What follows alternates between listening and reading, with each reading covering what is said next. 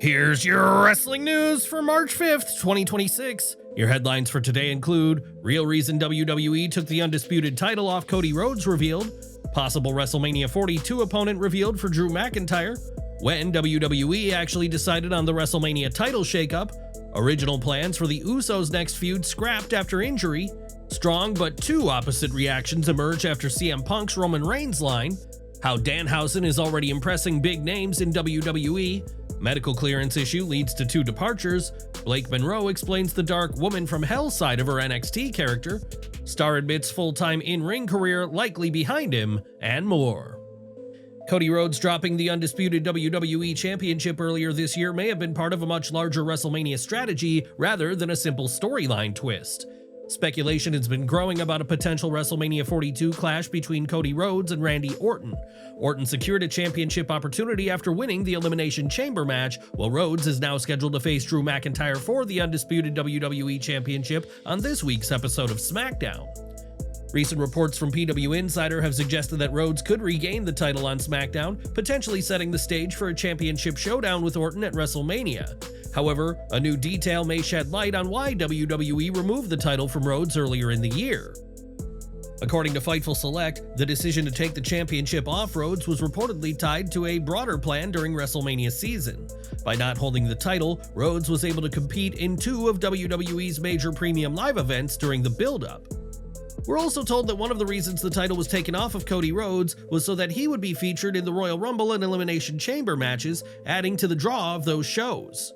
Reports from Fightful Select and Bodyslam.net also indicate that the Rhodes vs. Orton direction had been discussed internally long before the latest rumors began circulating. Fightful was told by a source as far back as January that both Cody Rhodes and Randy Orton were aware of the plan being pitched for WrestleMania. While WWE has been known to shift plans during WrestleMania season, this information suggests the company may have been building toward this direction for months. The bigger question now surrounds Drew McIntyre's WrestleMania role. According to Bodyslam.net, one potential scenario being discussed internally would see McIntyre face Fatu on the WrestleMania card. A match between McIntyre and Fatu would feature two of WWE's most physically dominant competitors and could easily become one of the most hard-hitting bouts of the entire event.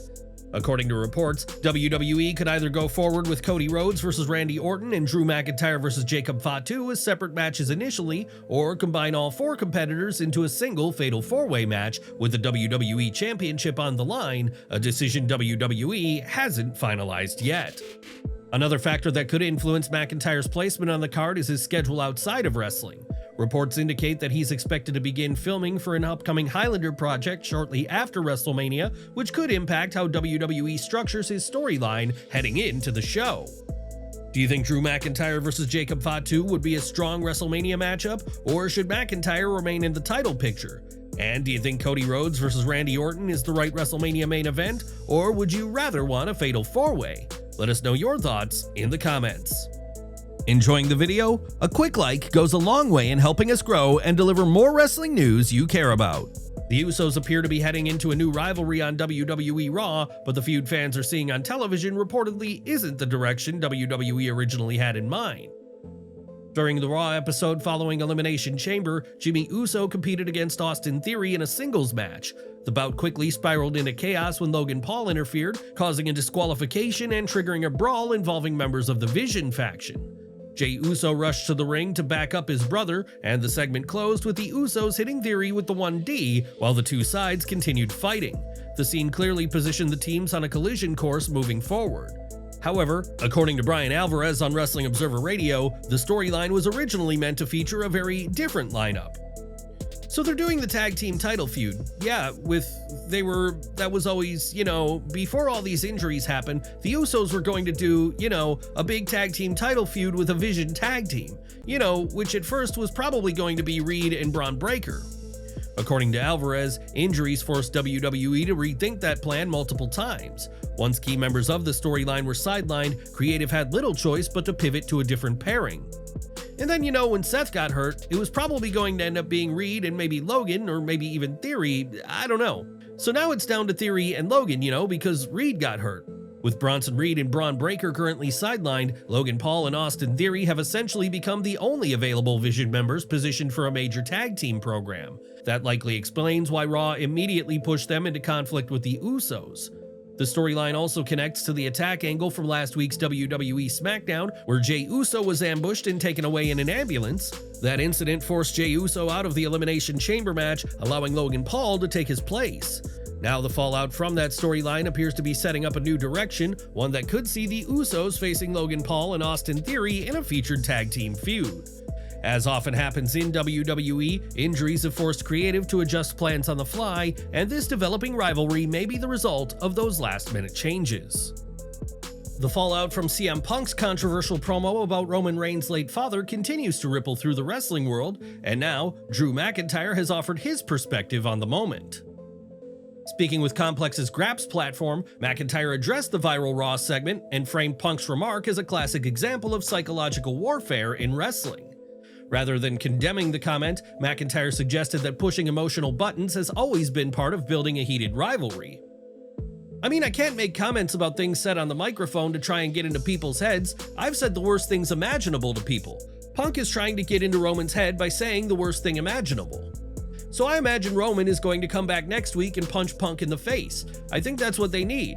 Not to talk each other to death, but to start throwing bombs. It kills me to say it, but I know how good Punk and Roman are, so when they start throwing bombs, it's going to be interesting.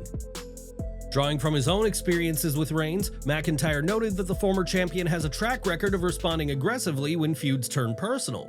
He recalled how intense things became during their own rivalry. If he wants to get personal, I know what Roman can do when it gets personal. I've said horrible things about Roman in the past, and he made my life hell for years. I'm curious to see the fallout of that. I won't watch it live, I'll watch it in a clip. I'm focused on one thing, and that's SmackDown. Now, Bully Ray has shared a unique take on the line during an episode of his Busted Open podcast, and he believes the moment didn't fit the rest of the promo. Ray explained that the segment between Punk and Reigns was working well until the final line shifted the tone. The last line for me felt very forced. Maybe I'll take back the word forced, it felt like it didn't belong. It didn't match the rest of the verbiage of the promo.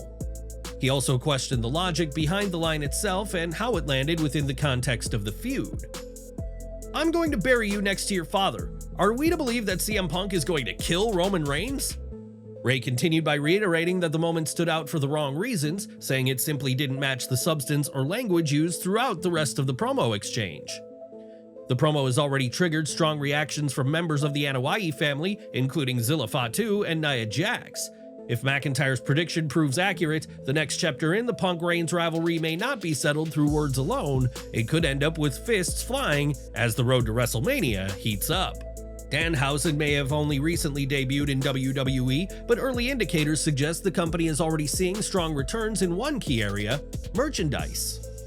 According to PW Insider, WWE officials are reportedly pleasantly surprised by how well Danhausen's merchandise has performed since his arrival. The early sales numbers have apparently exceeded internal expectations. Interestingly, this lines up with a prediction previously made by Booker T, who suggested that Danhausen's quirky and distinctive character could translate extremely well into merchandise if WWE leaned into the presentation. The report also notes that Danhausen is scheduled to spend time at the WWE Performance Center this week and is expected to appear on this Friday's episode of WWE SmackDown as the company continues determining how to best integrate him into weekly programming. Another notable detail is that Danhausen has not yet been officially assigned to a specific brand. That means WWE is still evaluating where he fits long-term between WWE Raw and SmackDown. With merchandise already performing strongly and his on-screen role still taking shape, Danhausen's unique character may be proving that his unusual gimmick can translate into business success faster than many expected. Two names have reportedly walked away from TNA Wrestling after a dispute over a medical decision surrounding Steph DeLander's ability to return to the ring. According to Fightful Select's Sean Ross Sapp, DeLander and her husband Mance Warner have both left the promotion after TNA declined to medically clear her following a serious neck injury. DeLander's been working for months toward a comeback, but the company ultimately informed her that she would not be allowed to wrestle again under their banner. Despite that decision, DeLander pursued another medical opinion outside the company. That evaluation reportedly came from a spinal surgeon connected to WWE, and the conclusion was the complete opposite of what she'd been told previously. DeLander was told that she would never be able to wrestle again in TNA, though she went to WWE's spinal surgeon for clearance. Shortly afterward, DeLander publicly shared an update on social media, revealing that her neck has fully healed and that her surgeon has cleared her to compete again.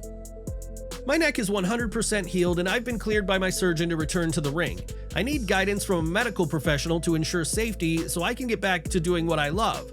I've asked so many times, can anyone help me? TNA, WWE, AEW? The 29-year-old has not wrestled a singles match since May 2024, while focusing on recovery and attempting to secure approval to return. The disagreement over that clearance reportedly became the breaking point that led both DeLander and Warner to step away from TNA.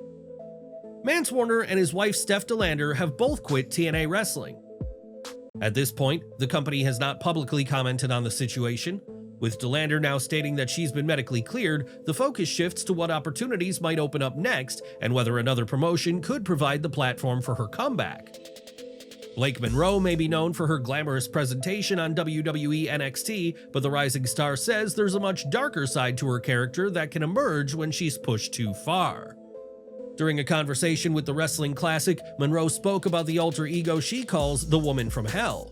The concept represents the more aggressive and unpredictable side of her personality, something that sharply contrasts with her polished glamour persona.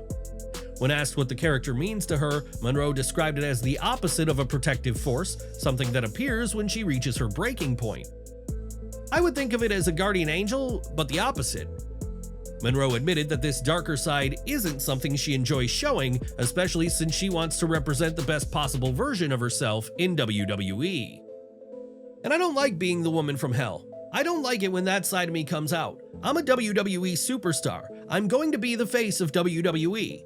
I don't want to show that dark side of me. I want to be perfect. I want to be polished, but unfortunately, I'm not. I'm flawed, and I do have that inside of me." According to Monroe, that side of her only appears when opponents push her beyond her limits. If someone keeps provoking her, she warned, the result may not be pretty. "And when certain people push me to a point, that is going to come out. She asked for this, which I think is really bold of her, but if that's what she wants, it's what she's going to get." The concept adds another layer to Monroe's on-screen character as she continues to build momentum in NXT. With rivalries heating up and competition intensifying, fans may soon see more of that darker alter ego as she tries to cement herself among the division's top stars. Robert Stone has built a distinctive role in WWE over the past several years, transitioning from an in-ring performer to one of the company's more recognizable on-screen personalities. Now serving as the interim general manager of WWE NXT, Stone says he's fully at peace with the idea that his days as a full-time wrestler are behind him.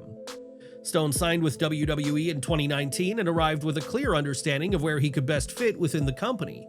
While he had experience competing in the ring, he quickly realized that the NXT roster was already packed with top-level athletes. At the same time, there were far fewer personalities working in managerial or character-driven roles. Speaking on Busted Open After Dark, Stone explained that this realization shaped the direction he decided to take early in his WWE run. "I'm in my mid-30s. I said there's no other managers, no one to compete with. This is my chance to shine. I was confident speaking. I knew how much longer could I wrestle, especially my style compared to how physical NXT is. So I said, this is the right move for me, and I went all in." Although he has stepped back into the ring occasionally during his time with the company, Stone emphasized that those appearances were more about enjoying the moment rather than pursuing another run as a regular competitor. "I've still got to wrestle matches since, which is fun, but being a full-time wrestler is something that's in my past, and I have no problem with that."